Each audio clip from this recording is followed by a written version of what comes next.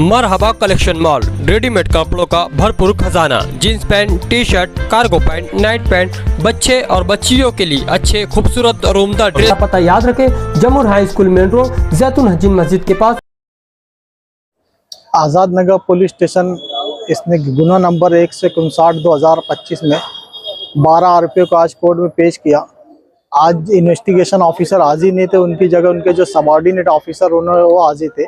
उनका कहना था कि हमारी इन्वेस्टिगेशन में जो है प्रोग्रेस है, हमने कुछ हथियार और मोटरसाइकिल आरोपियों की तरफ से जब्त की है, इसलिए हमें मजीद 3 दिन की पुलिस कस्टडी दी जाए।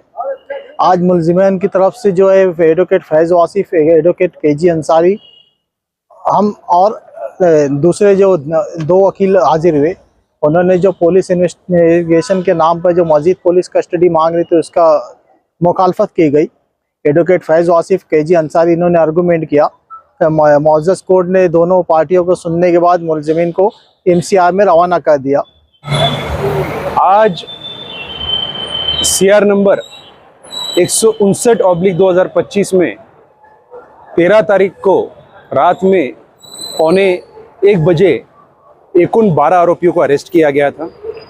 उसमें से आज मैंने 3 आरोपियों की तरफ से पैरवी की, जो इसमें के मेन एक्यूज हैं। एक्यूज नंबर 1, 2, 3 सलमान शाह, हसन शाह, अबू बकर शेख गफ्फार और तीसरा जो अब्दुल रहीम।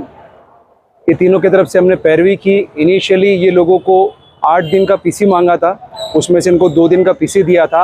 आज फिर से 3 दिन का PCR बढ़ा के मांगा। मैंने कोर्ट के सामने ये कहा कि ऑलरेडी इनके तरफ से रिकवरी हो चुकी थी और ये 2 दिनों के अंदर 1,41,500 रुपये की रिकवरी हुई, जिसमें से 3 मोटरसाइकिल्स भी रिकवर हुई है और उसके अलावा इनके तरफ से कोयता सीकल और एक स्वॉर्ड यानी तलवार भी रिकवर हुई है। तो कोर्ट ने हमारी बाजू मानते हुए आज सभी आरोपियों की आज MCR कर दिया।